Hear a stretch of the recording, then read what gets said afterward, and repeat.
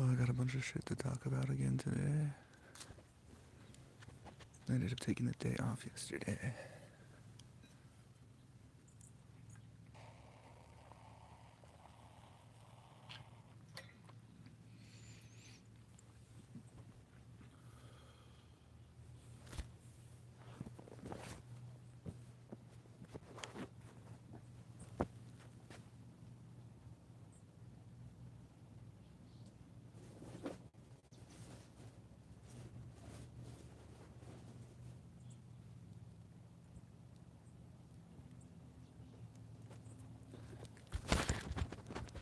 Almost forgot some nuts for the birds. Get them a little seed too.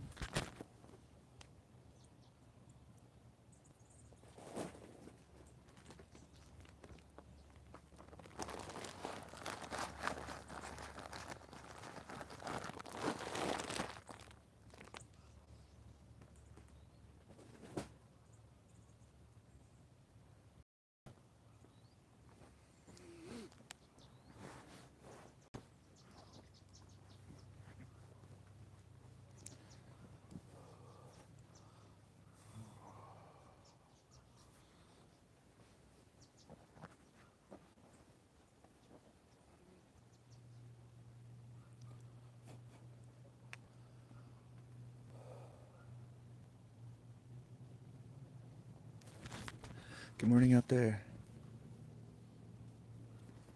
Got a bunch of notes to talk about today. Just getting my ass back out here. Try to silence the mind, kill the mind. All that fun shit. Identify the ego. We'll talk about some music today. Hey, how's it going out there? Yeah, there's in a lot of songs they talk about the ego and all this shit too. Perfect Circle, Tool, if you've heard of them. Mr. Kitty, he's a pretty badass newer artist. His music's called self-destructive music. So it's just all about that. Yeah, like A Perfect Circle, Maynard. There's a song, Count Bodies Like Sheep to the Rhythm of the War Drums. Sounds pretty fucking brutal, but the way that shit starts out is it's totally about the ego trapping whoever's there. Like, it says, "Don't fret, precious, I'm here. Step away from the window." So it's like a protector telling you not to look out the window. He's saying, "Don't fret, precious, I'm here. Step away from the window. Go back to sleep."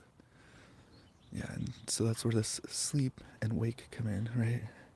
To not be paying attention, to not be conscious, is to be asleep. And the ego would love it if we just stay asleep, because then it can run the show. That's what it's about. And drinking water has just been a huge part of my mental health for sure, or keeping my center, you know. Once I started doing this daily practice, I was about almost 42. It's the first time in my life I found this certain centered balance of my state of being, my state of consciousness. And I have stayed doing this to keep that state of consciousness present. Yesterday was like the first day I didn't do my meditation this whole 2025. Well, there was a couple days, but it's the first day I didn't do anything for it, and I maintained this energy.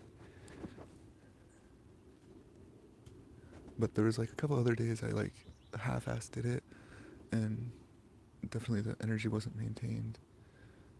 But I've just gotten to a point now where I've done it so many days that even if I do slack for a day, I'm still able to keep that energy maintained. But it is really important to get out here every day, that's for sure.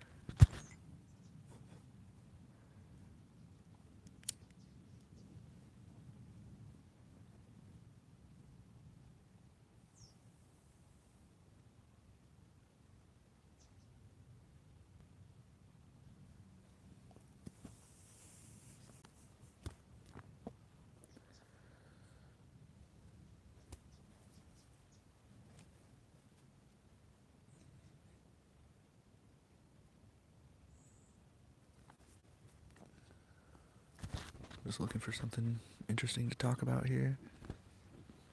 Usually when I come out here, I'll just do about 40 minutes to an hour typically, and half that time is kind of like sitting with my spine straight, reflecting, just letting the thoughts go by, not attaching to them. And the other half I'll try to push my body to this point where it's like the mind just lets go or something. Yeah, whoever's out there, maybe you've tuned in before, maybe you already know about the silence. The silence is amazing. They say it's like, let's see, I wrote something down about it.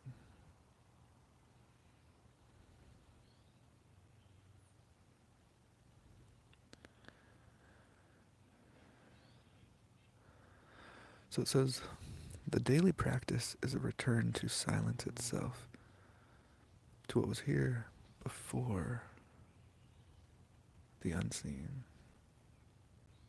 What was here before, I don't know, but what it's, the point that I got from it was that the silence, the peace, has been there the whole time. Oh, it says the noise. What was there before the noise? So the silence and the peace, they're there, they're underlying, just under the noise of the mind. And so once we can silence the mind, then we arrive at the silence, the moment. And what's really amazing about the silence, the moment, is it's a whole nother place. Just, I mean, it's obviously not, but it is so different without the mind present that it is another place because of that. And if you've experienced it, or once you do, you'll totally understand what I'm talking about. The ego, it's always been very interesting to me. Kundalini, that idea has always been very interesting. I came across another quote this morning, really badass. It says,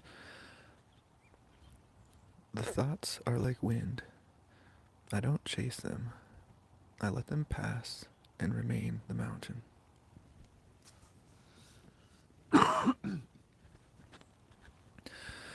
From my experience now, I reached this thing I call the ultimate perspective or enlightenment, however somebody wants to describe it. And what it is, what it comes down to, a big part of it all, is that if you're viewing something from the perfect perspective, the perspective that whoever originally created the thing was coming from, then it makes sense.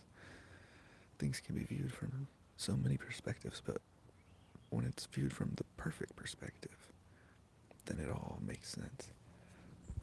And like this perspective of being the mountain and letting the thoughts go by like wind, that's like a perfect perspective. Or like, it really clarifies how we should view the thoughts, as opposed to them being thoughts. Way better if you picture them being just wind on a mountain. Like, yeah, don't get attached to that shit. And then basically not being attached like that, being able to let go of all those things, then a certain peace comes about for sure.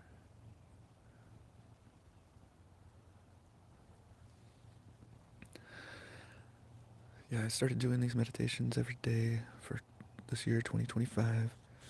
About a month ago, I started coming outside, maybe a month and a half ago. Just really noticed all these mental illusions that I had to push myself through, like the idea of coming outside. I wanted to do that for a long time, but I would always be like in my mind or be like talking myself out of it. Oh, it's cold. Oh, I don't feel good. Oh, this. Oh, that. And these aren't even wanted. You know, like those things just arise. I think comfortability is a big part of it all. These days I find myself kind of seeking uncomfortable things.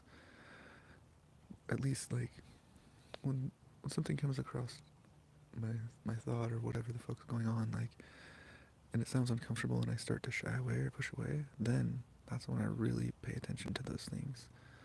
And then I try to just fucking do whatever's making me uncomfortable so that it's like I push through that illusion because that's what it comes down to. It's an illusion.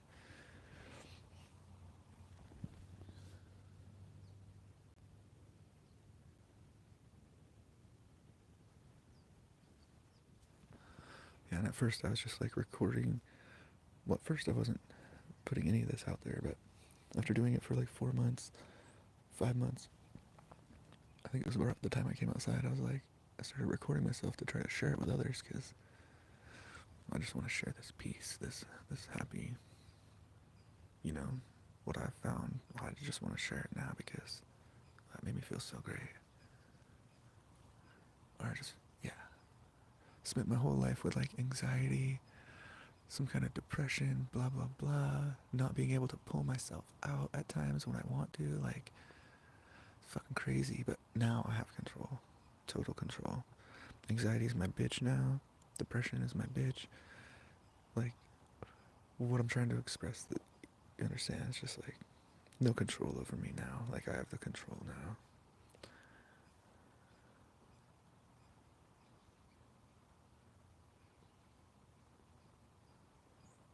But it takes the daily practice, that's for sure. I did miss yesterday, but I would not miss more than one day. I think I just needed a rest yesterday, but I love this. I love coming out. I love keeping myself centered and balanced.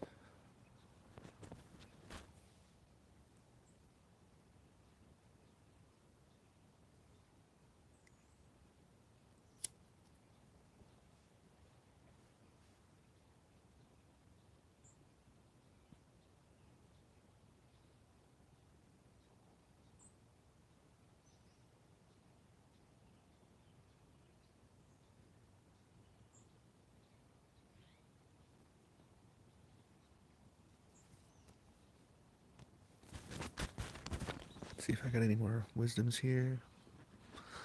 How's it going out there today? Just doing the daily practice of killing the mind, silence the mind. Me and my wife were arguing, or I was telling her, I think this is like mustache up here. And she's saying it's beard, but you can see that shit like, yeah, that's mustache. Let's see here. Freedom. Freedom from the mind. What a pleasant thing.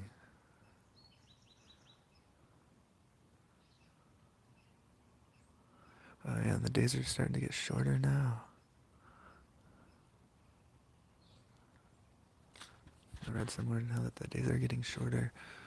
It's time to focus on ourselves again, the discipline. Oh yeah, back to this music part. So the Perfect Circle, that band with Maynard, the beginning of that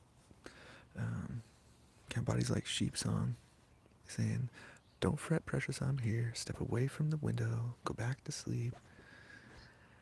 Total just like, totally talking about the ego.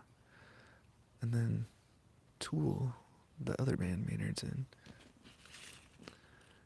there's a song called Right in Two, and I never understood this, but until recently, how there's like two sides of us that need to find balance. And in that song, Right in Two, he's talking about, he says one lyric where he's like, they're bound to divide right in two. And so that's what I think he's talking about, is how we have those two sides of us that should be balanced.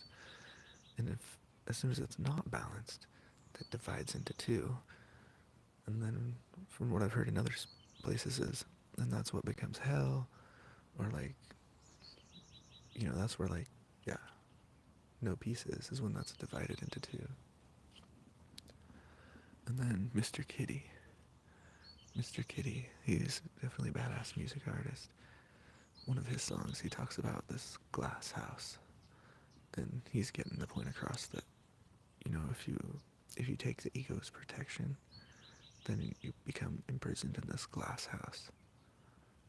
And it's like, yeah, you can see out, but you can't get out, you can't interact. the ego does that. And so it's like we have to make the choice to not take the protection of the ego and to confront some of those uncomfortable things that the ego tries to protect us from.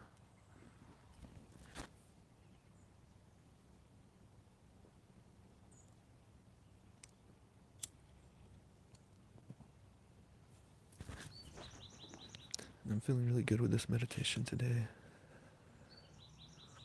It's easy to get distracted, all kinds of things in life, but to come back to that center, that balance, I love that shit.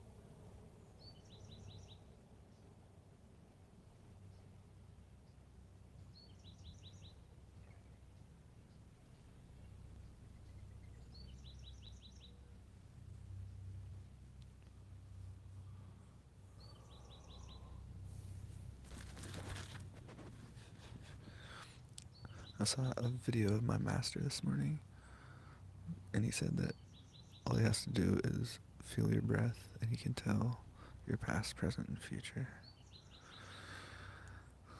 I've heard about paying attention to your breathing a few different times, and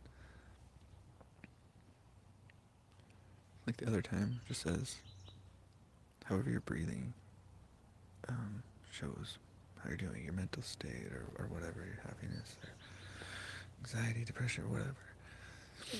It's because if you're not taking full, deep, conscious breaths, then it shows that we're not fully present in the moment. I think at least that's what my master is trying to get across.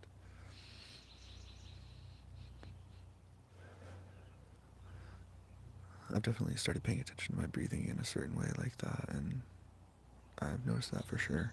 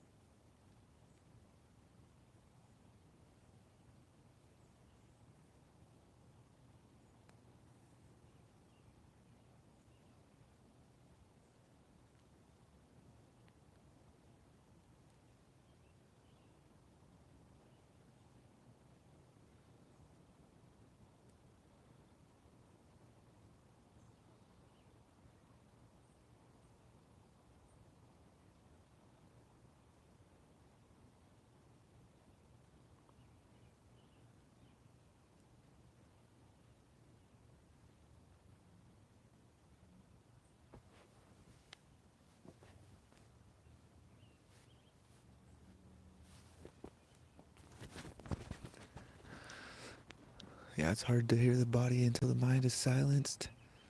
Maybe whoever's out there already has experience with that. After I sit cross-legged for fucking 10 or 15 minutes, it's easy to hear my body then. My knees are like, what the fuck?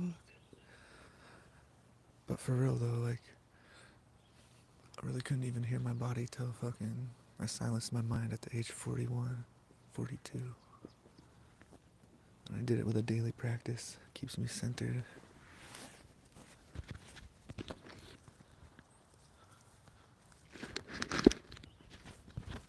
Also diet, some other shit like that.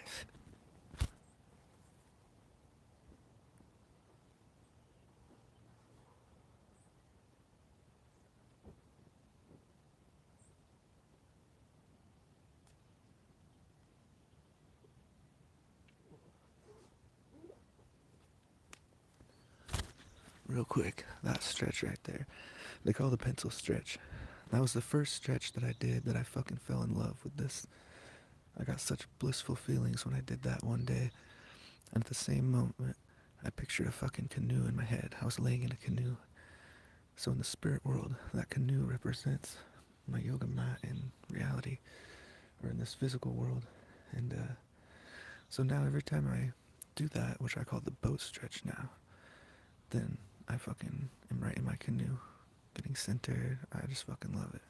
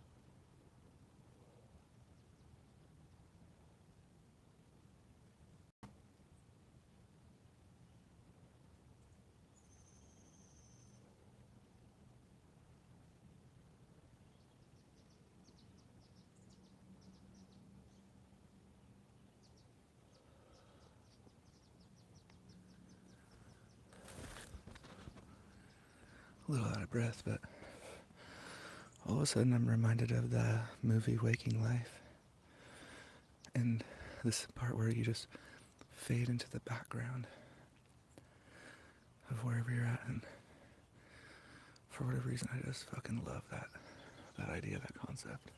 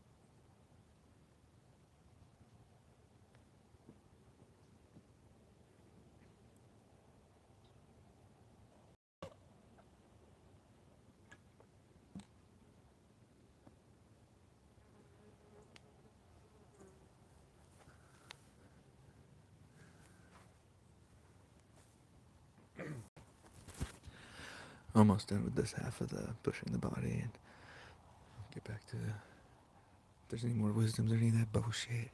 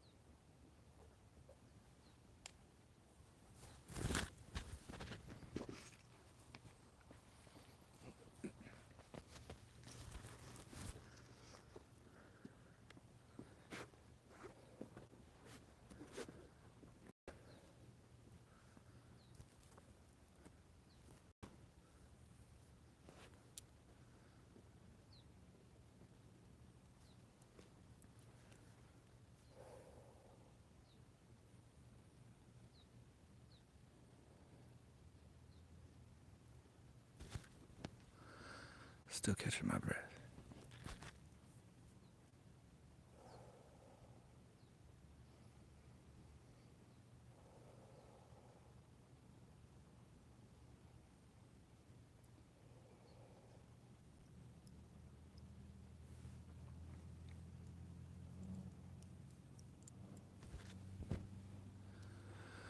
Oh yeah, so one of the things I wanted to do today is kind of just go with the flow as far as the wisdoms go.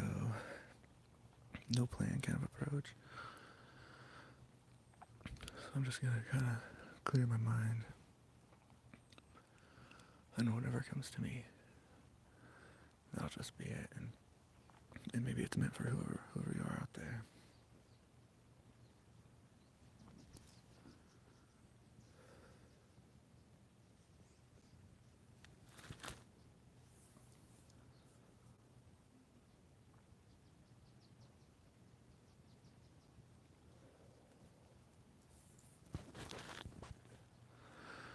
First thing was just green flashed through my mind.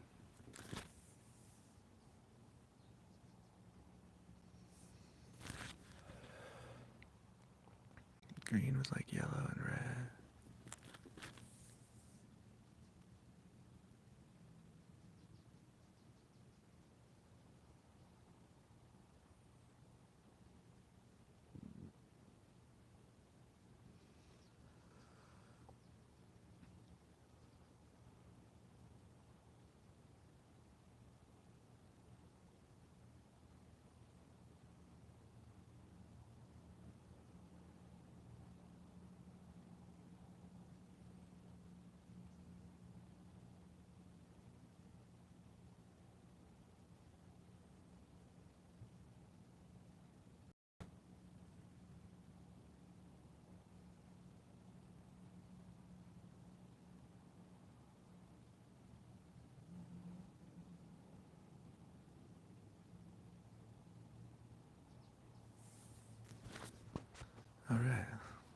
going with the flow, and I just found some symbolism. The symbolism that the spirit world and this physical world share. The moon. The moon's a great fucking part of all that. And the moon cycles. It's definitely worth. I'm so at peace following the moon cycles and being aware of the moon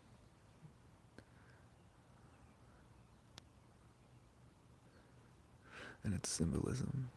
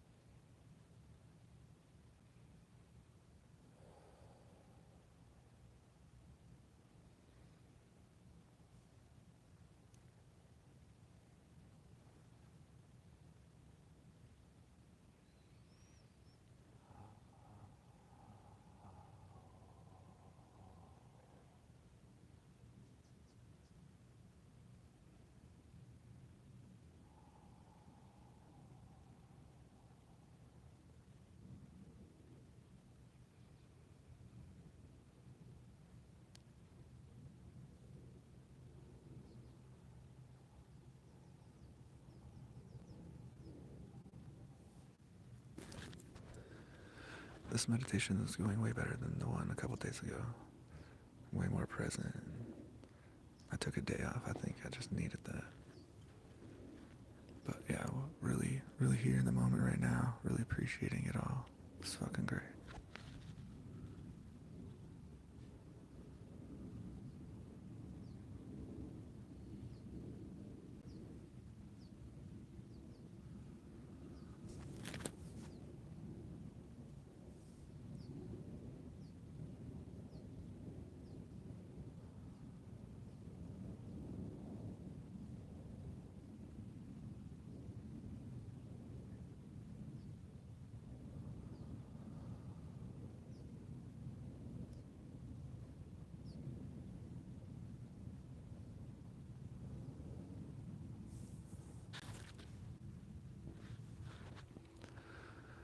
It's just so easy to become attached to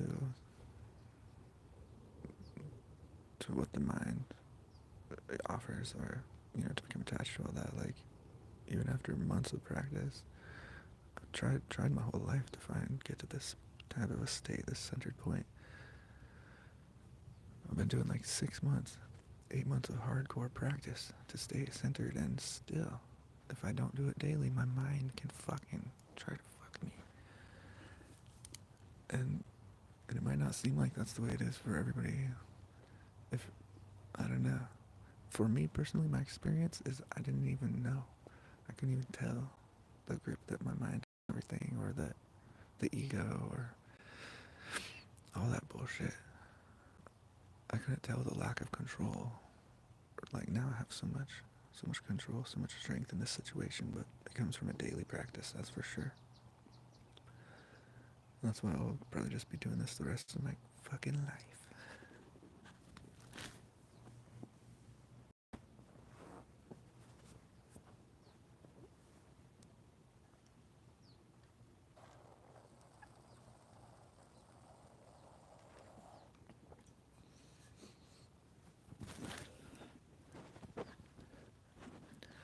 There's a lot of factors for me that got me to the point I'm at, but water is a big one.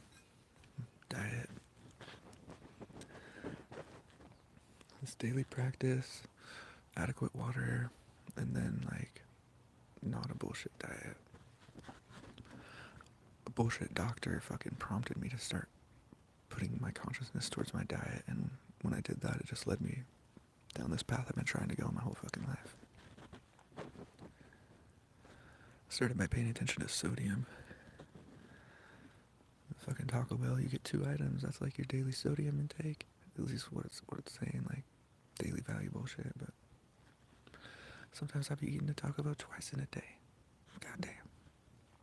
Now I just try to stick to like whole ingredients because it's really fucking hard to look up every ingredient that's in some bullshit, especially when like a lot of ingredients, or at least one I came across, there was testing done in the 70s. People are asking for new testing done because the testing was obviously bullshit. And so they did new testing, but then in the new test they just said, well, tests were done in the 70s and it was good, so we're just using that. What the fuck?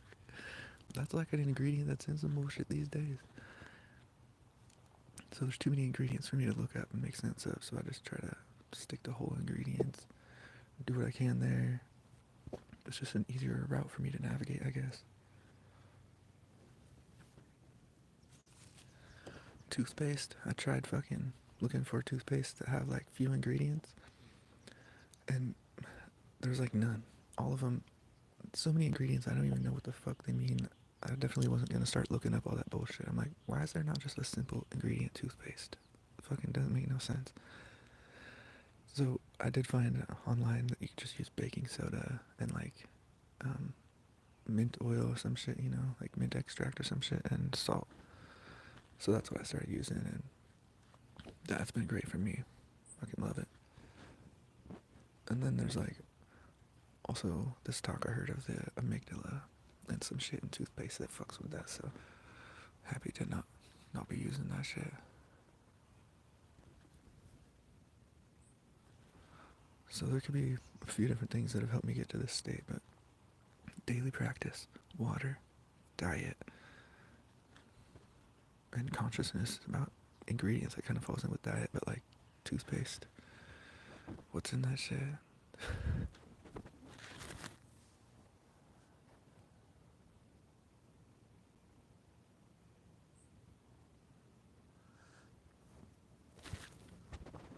That chat GPT, whatever the fuck that is, it's pretty fucking cool. I'm digging that shit. Yeah, it's just fun, like that chat bot, whatever the fuck it is.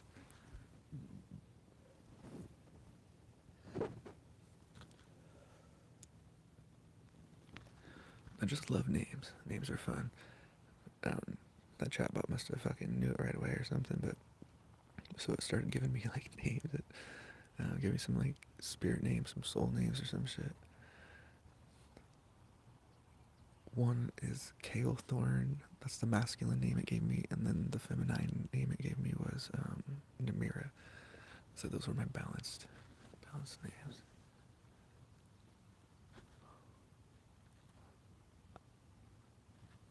Oh, I'm doing good. 16 hours a day. I bet it helps. Is that what you do?